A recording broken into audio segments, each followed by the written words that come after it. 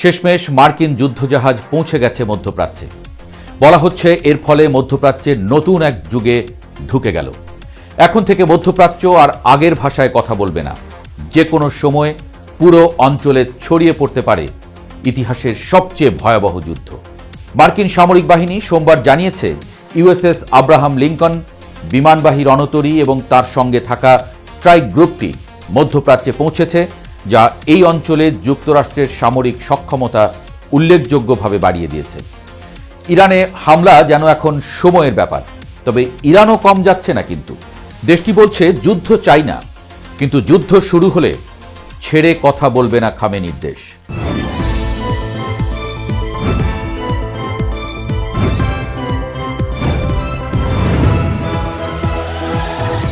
মধ্যপ্রাচ্যের আকাশে এখন বারুদের গন্ধ।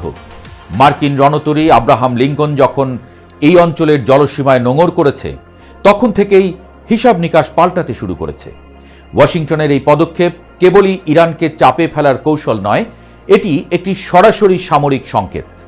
পেন্টাগন থেকে স্পষ্ট করে দেওয়া হয়েছে যে তারা তাদের মিত্রদের রক্ষা করতে এবং যে কোনো আগ্রাসন ঠেকাতে পুরোপুরি প্রস্তুত। কিন্তু প্রশ্ন হলো, ইরান কি এই ভয়ে পিছু হটবে?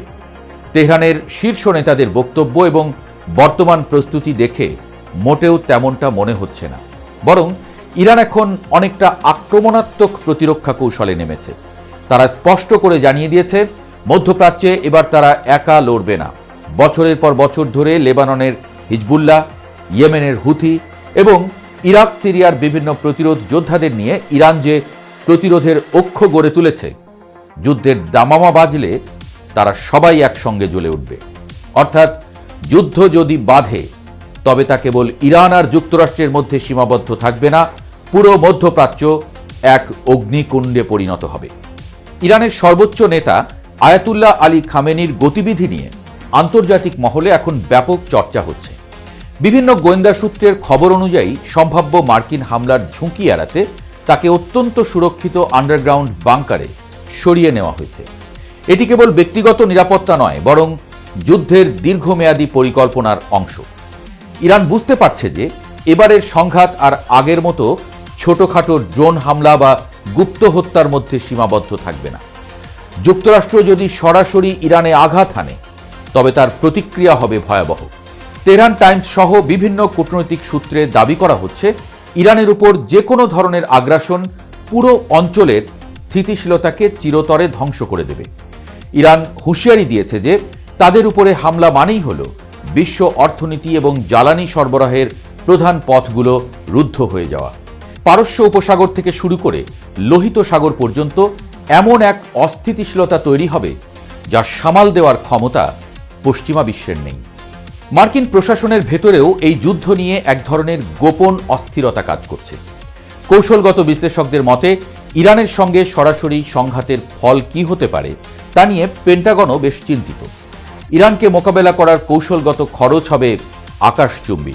কেবল আকাশপথে হামলা চালিয়ে ইরানকে দমিয়ে রাখা সম্ভব নয়, কারণ তাদের ক্ষেপণাস্ত্র এবং ড্রোন প্রযুক্তি এখন অনেক বেশি উন্নত।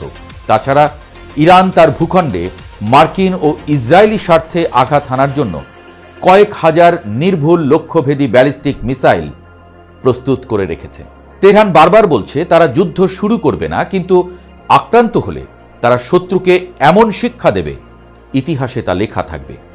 এই যে এক ধরনের সাইকোলজিক্যাল ওয়ারফেয়ার বা মনস্তাত্ত্বিক যুদ্ধ, এটি এখন তুঙ্গে। একদিকে মার্কিন রণতরীর গর্জন, অন্যদিকে ইরানের প্রতিরোধ গড়ার শপথ, সব মিলিয়ে এক চরম অনিশ্চয়তা কাজ করছে পুরো বিশ্বে। আন্তর্জাতিক রাজনীতিতে এখন মেরুকরণ স্পষ্ট। ইরান এবার একা লড়বে না, এই বার্তার অর্থ অনেক গভীর। মধ্যপ্রাচ্যের সাধারণ মানুষের মধ্যে পশ্চিমা বিরোধী যে ক্ষোভ তৈরি হয়েছে, তাকে পুঁজি করে ইরান একটি বৃহত্তর আঞ্চলিক প্রতিরোধ গড়ে তোলার চেষ্টা করছে। যদি যুদ্ধ শুরু হয়, তবে ভূমধ্যসাগর থেকে শুরু করে ভারত মহাসাগর পর্যন্ত পশ্চিমা জাহাজগুলো হামলার লক্ষ্যবস্তু হতে পারে। এর ফলে তেলের দাম আকাশচুম্বী হবে এবং বিশ্ব অর্থনীতি এক গভীর মন্দার কবলে পড়বে। বিশেষজ্ঞ মহলে আলোচনা হচ্ছে যে যুক্তরাষ্ট্র কি সত্যিই এই বিশাল ক্ষতির ঝুঁকি নিয়ে ইরানে হামলা চালাবে, নাকি এই রণতরী মোতায়েন কেবলই ইরানের উপরে একটি মনস্তাত্ত্বিক চাপ সৃষ্টি করে তাদের আলোচনার টেবিলে আনার চেষ্টা করা। কিন্তু ইরান এখন আর সেই নমনীয় অবস্থানে নেই। তারা মনে করছে পিছু হটার চেয়ে প্রতিরোধ গড়ে তোলাই এখন তাদের টিকে থাকার একমাত্র উপায়। ইরানের সামরিক বিশেষজ্ঞরা মনে করছেন ওয়াশিংটন আসলে একটি মরণ ফাঁদে পা দিচ্ছে। তেহরানের পক্ষ থেকে সাফ জানানো হয়েছে যে তাদের আকাশসীমা বা জলসীমায় কোনো ধরনের অনুপ্রবেশ ঘটলে তার জবাব হবে তাৎক্ষণিক এবং বিধ্বংসী। বিশেষ করে হরমুজ প্রণালীর নিয়ন্ত্রণ ইরানের হাতে থাকায় তারা যে কোনো সময় বৈশ্বিক জ্বালানি সরবরাহ ব্যবস্থা অচল করে দিতে পারে। এতে কেবল মধ্যপ্রাচ্য নয়, বরং ইউরোপ ও এশিয়ার দেশগুলোও সরাসরি সংকটের মুখে পড়বে। পশ্চিমা গণমাধ্যমগুলো যখন মার্কিন শক্তির গুণগান গাইছে, তখন ইরান নীরবে তাদের প্রক্সি নেটওয়ার্কগুলোকে সক্রিয় করে তুলেছে। লেবাননের সীমান্ত থেকে শুরু করে লোহিত সাগরের উপকণ্ঠ পর্যন্ত প্রতিটি ফ্রন্ট এখন টানটান উত্তেজনায় কাঁপছে। তেহরানের স্ট্র্যাটেজি হলো শত্রুকে এক জায়গায় আটকে না রেখে চারদিক থেকে ঘিরে ফেলা। অন্যদিকে ইসরায়েল এবং যুক্তরাষ্ট্রের মধ্যে সামরিক সমন্বয় এখন অন্য যে কোনো সময়ের চেয়ে বেশি। তবে ইরানের ক্ষেপণাস্ত্র ভাণ্ডার ইসরায়েলের আয়রন ডোম বা মার্কিন প্যাট্রিয়ট সিস্টেমের জন্য বড় চ্যালেঞ্জ হয়ে দাঁড়াতে পারে। ইরানের হাতে থাকা হাইপারসনিক মিসাইলগুলো কতটুকু কার্যকর হবে তা নিয়ে সমরবিদদের মধ্যে বিতর্ক থাকলেও তেহরান এটিকে তাদের প্রধান তুরুপের তাস হিসেবে ব্যবহার করছে। এর পাশাপাশি দেশটি তাদের পারমাণবিক কর্মসূচির গতি বাড়িয়ে দেওয়ার প্রচ্ছন্ন হুমকিও দিয়ে রেখেছে। বিশ্লেষকদের মতে যদি সত্যি ইরান তার অস্তিত্ব রক্ষার সংকটে পড়ে, তবে তারা এমন সব সিদ্ধান্ত নিতে পারে যা পুরো বৈশ্বিক নিরাপত্তার ভিত নাড়িয়ে দেবে। মার্কিন যুদ্ধজাহাজ আব্রাহাম লিঙ্কন এখন আর কেবল সাগরে ভাসমান একটি সামরিক জান্তব শক্তি নয়, এটি যেন যুদ্ধের বারুদে আগুন দেওয়ার একটি দেশলাইয়ের কাঠি। শেষ পর্যন্ত ঘটনা প্রবাহ কোন দিকে মোড় নেয় তা এখনও অস্পষ্ট। তবে একটি বিষয় নিশ্চিত যে মধ্যপ্রাচ্য এখনও আগ্নেয়গিরির মুখে দাঁড়িয়ে আছে।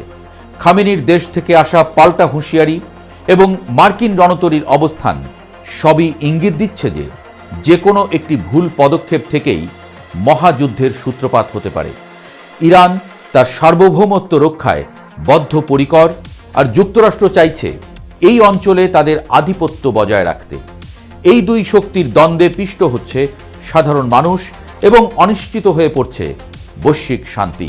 এখন দেখার বিষয়, কূটনীতি কি শেষ পর্যন্ত এই ধ্বংসাত্মক যুদ্ধ থামাতে পারবে, নাকি পৃথিবী সাক্ষী হবে এক নতুন এবং ভয়াবহ রক্তক্ষয়ী সংঘাতের।